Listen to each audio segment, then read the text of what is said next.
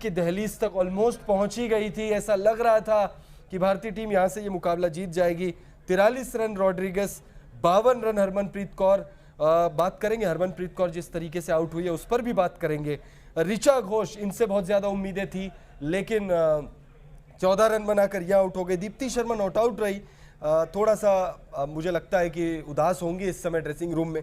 20 run उन्होंने बनाए। स्नेह Rana 11 run. Radha Yadav golden duck का शिकार हुई और शिखा पांडे नॉट आउट रही हैं। एक विकेट मतलब एक रन बनाकर। बहुत ज्यादा बोल लिया मैंने। लक्ष्मी मैम, पहला रिएक्शन क्या, मतलब अजय देखिए, हम सेमीफाइनल पहुंच जाते हैं। लास्ट तक हम लोग सोच ही रहे थे कि अगर एक 6 और एक चौका आ जाए तो निश्चित तौर पर वो जो लास्ट की 3 बॉल इसमें 11 चाहिए थे, तो उम्मीद ये थी कि इसमें भी अगर एक चौका एक छक्का और एक में अगर आप एक भी ले लेते तो भी आप बराबर पे आ जाते। लेकिन मुझे ऐसा लगता है कि जो लास्ट में जिस तरीके से खेला गया, अगर शुरुआती दौर से पिच वही होती तो शायद एंड ऑफ द मोमेंट में इतना प्रेशर नहीं आता टीम इंडिया।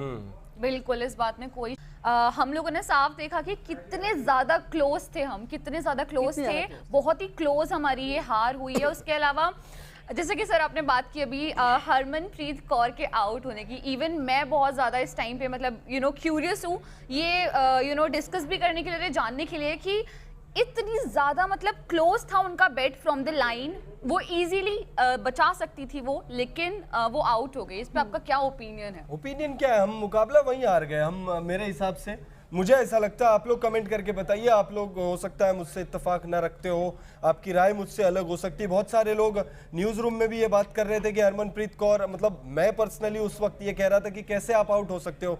आजकल क्रिकेट में वो बेसिक होता है मेरे हिसाब से, जो ड्रिल्स करवाई जाती है उसमें यही बेसिक होता है कि जब आप रन ले रहे होते हो तो आपको डाइव मारना होता है, आपको खड़े खड़े रन नहीं लेना होता है। तो वो बेसिक्स कैसे आप भूल सकते हो। न्यूज रूम में बहुत सारे लोग उस वक्त ये बातें कर रहे थे। और कि दूसरा एक चीज और आपको पता होना चाहिए कि 5 बार की चैंपियन है ऑस्ट्रेलिया की टीम, तो आपको और कुछ क्या न्यू तैयारी के साथ जो पुराने आपसे गलतियां हुई उनको ध्यान में रखते हुए आपकी जो नई स्ट्रेटजी थी वो क्या थी, वो मुझे नहीं लगता कि आपको भी कुछ पिच पे नजर आया हो कि आपने कुछ एक्स्ट्रा एफर्ट्स न्यू तरीके से आपने दिए। बिल्कुल बिल्कुल, इस बात में कोई शक नहीं है। एक्स्ट्रा एफर्ट्स हमेशा बहुत ज़्यादा ज़रूरी होते हैं। हमने ये अपने पहले भी लाइव में बात की थी कि जब हमें पता है कि हमारे कंपटीशन में सामने कौन है, तो हमारे लिए बहुत इंपॉर्टेंट होता है कि हम अपने दुश्मन की जो कि एक स्टेप को, एक मूव को उनको देखें, परखें और साथ में उसके लिए प्रिपेयर करें खुद को। लेकिन ऐसा होता हुआ नहीं दिखाई दिया।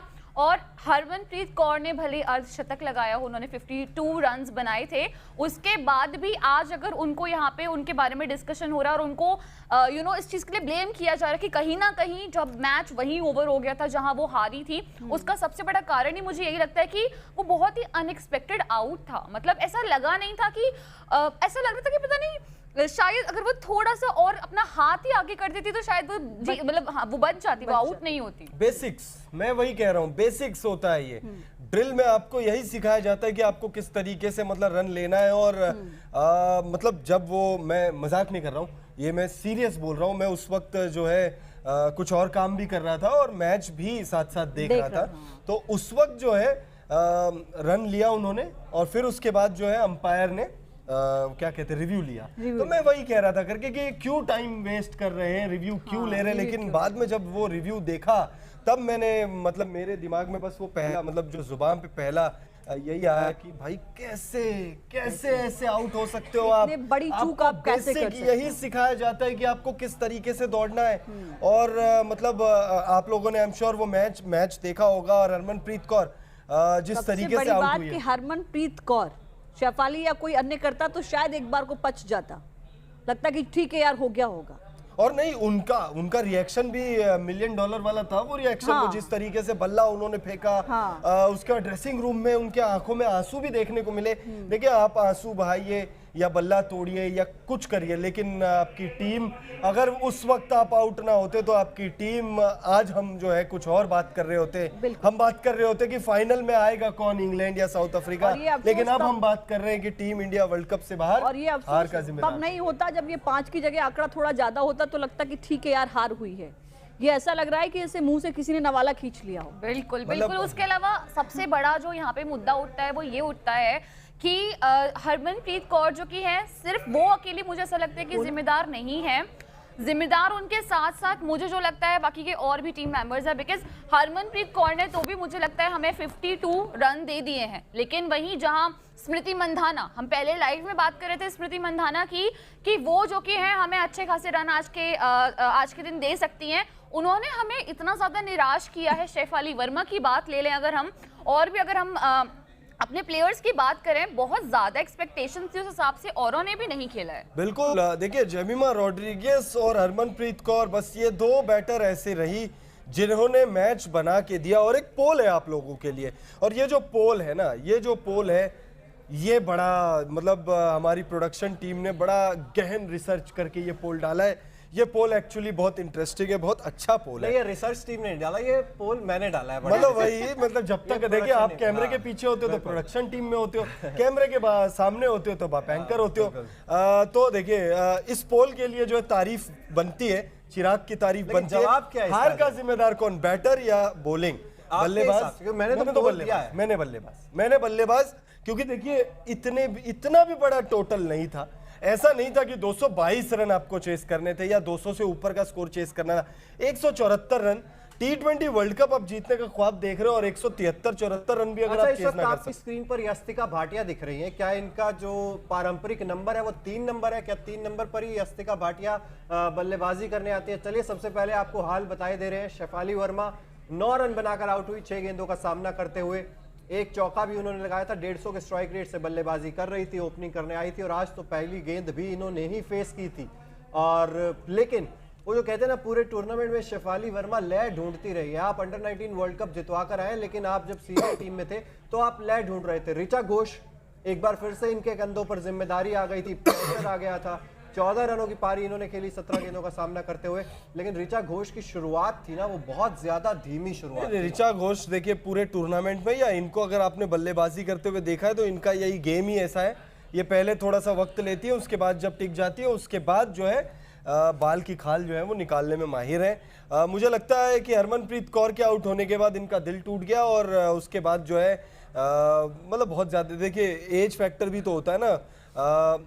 एज भी देखिए, इतना बड़ा स्टेज है, उसमें आप 19-20 साल की एज है आपकी, तो जब आपकी सीनियर प्लेयर, और वो भी जिस तरीके से आउट हुई है, अगर वो आउट होती, कैच आउट होती या बोल्ड होती या फिर एक बेहतरीन स्टंपिंग के उस रूप में आउट होती, तो एक बात समझ में भी आती है। लेकिन वो जो आउट हुई है जिस तरीके से, वो मुझे लगता है कहीं ना कहीं वहां से एक चौका जरूर लगा हरमनप्रीत कौर के आउट होने के बाद। ऋचा घोष ने एक चौका जरूर लगाया, लेकिन उसके बाद पहले दर्शकों के पास चलेंगे। दर्शक बताएंगे हरमनप्रीत कौर क्या आज, क्योंकि देखिए ट्विटर पर ट्रेंड करने लगी है, सोशल मीडिया पर ट्रेंड करने लगी है, और लोगों को 2019 में महेंद्र सिंह धोनी का वो रनआउट भी याद आ रहा है, जिसके साथ फोटोज हरमनप्रीत कौर की दिखाई जा रही हैं कि भाई ये कुछ इसी तरह का दिल तोड़ने वाला रनआउट था।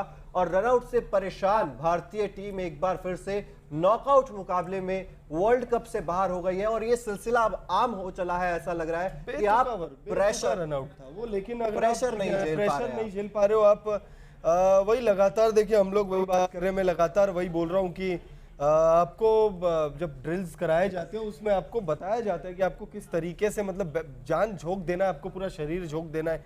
और वो जिस तरीके से रनआउट हुई है, और वहां पर एक तो सबसे पहली बात कि जोखिम के 2 रन आपको लेने ही क्यों है, दूसरी चीज मतलब जिस तरीके से आप रनआउट हुई है, ये कहीं ना कहीं बहुत मतलब दिल तोड़ने वाला। बिल्कुल बिल्कुल, इस बात में कोई शक नहीं है। महेंद्र सिंह धोनी का भी रनआउट और हरमनप्रीत कौर का भी रनआउट, और दोनों ही सेमीफाइनल मुकाबला था।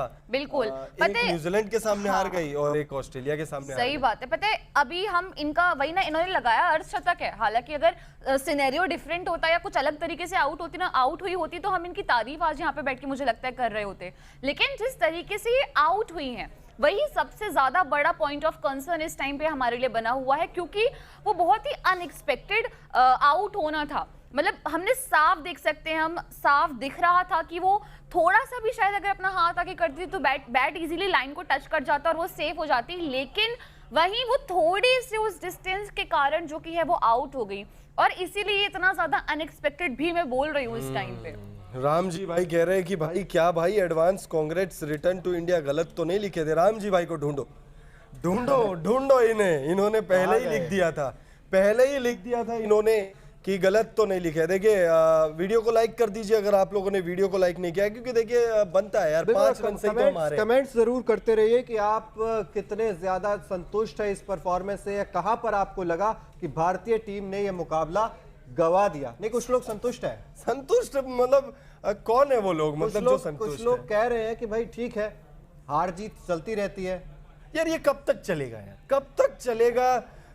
भारतीय टीम मतलब मेंस हो चाहे विमेन्स हो, कब तक चलेगा? हम नॉकआउट तक तो पहुंच जाते हैं और उसके बाद हम हार जाते हैं। क्या हो भाई गया मुद्दा भारतीय ये है टीम ना को? कि हम ऐसे ही नहीं टाल सकते हैं ना, ये बोल बोल के कि कोई बात नहीं, हार जीत गेम, बिकॉज वो ये ना बहुत ही हाथ में हमारे था गेम। अगर हम कुछ चीजें जो अपनी सुधार लेते और साथ में, वही मैंने पहले भी कहा था, सिर्फ हरमनप्रीत कौर ही नहीं बल्कि और भी जो हमारे प्लेयर्स हैं वो सारे इसके लिए जिम्मेदार हैं। और जिम्मेदार मैं इसलिए बोल रही हूँ बिकॉज हमें और सारे भी प्लेयर्स से बहुत ज्यादा एक्सपेक्टेशंस थी। अगर मैं बात करूँ स्मृति मंधाना की भी, उन्होंने जिस तरीके का आज परफॉर्म किया है, मुझे ऐसा लगता है अजय और चिराग की, उन्होंने मतलब उनसे हम आज इससे पहले वाले लाइव में भी इवन बात कर रहे थे कि हमें स्मृति मंधाना और हरमनप्रीत कौर इन दो से सबसे ज्यादा एक्सपेक्टेशंस हैं। और वहीं जब इन्होंने ऐसा खेला है स्मृति मंधाना ने, वो तो बहुत ही डिसअपॉइंटिंग है।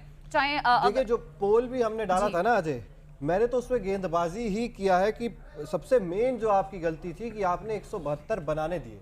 जी पहली गलती वो थी। रेणुका ठाकुर अगर हम देखें, अभी आपके सामने ग्राफिक्स भी दिखाया जाएगा। सबसे पहले स्नेह राणा की देख लीजिए, इन्होंने गेंदबाजी की 8.80 की इकोनॉमी से, लेकिन रेणुका ठाकुर की बात करें ना तो 10 से ऊपर की इकोनॉमी से गेंदबाजी की है। पहली गेंद जब रेणुका ठाकुर ने डाली थी, जो चौका पड़ा था उस पर, रेणुका ठाकुर उसके बाद लय में आ ही नहीं पाई। उनको समझ में नहीं आ रहा था क्या लाइन और लेंथ इस पिच पर सटीक रहेगी, कहां पर मुझे गेंदबाजी करनी है। आप हाफ वॉली गेंदें डाली जा रहे हैं ज्यादा से ज्यादा, तो वहां पर आप तो ऑस्ट्रेलिया को चांस दे रहे हैं ना कि आप हमारे ऊपर चढ़कर खेलिए। आपने एक बार भी ऐसा लगने नहीं दिया रेणुका ठाकुर की गेंदबाजी में कि भाई हम हैं कहीं पे इस मैच में। बिल्कुल। फील्डिंग में भी बहुत सारी गलतियां हुई थी। और देखिए ये मुकाबला भारतीय टीम जीत चुकी थी। मतलब मैं तो अभी भी, मेरे को ऐसा लग रहा है कि कोई ये बोल दे करके कि भाई सपना देख रहे हो। अब ये मुकाबला तो भारतीय टीम जीत गई थी। हरमनप्रीत कौर और ऋचा घोष जिस तरीके से बल्लेबाजी कर रही थी, लग नहीं रहा था कि हम ये मुकाबला हारने वाले। लेकिन मुझे वही वो कॉमनवेल्थ गेम्स में गोल्ड वाला जो मुकाबला है वही याद आ गया। ऐसा ही कुछ हुआ था उस मैच में भी और ऐसा ही कुछ हुआ इस मैच में भी। भारतीय टीम उस मैच को भी जीत रही थी, भारतीय टीम इस मैच को भी जीत रही थी, भारतीय टीम उस मैच को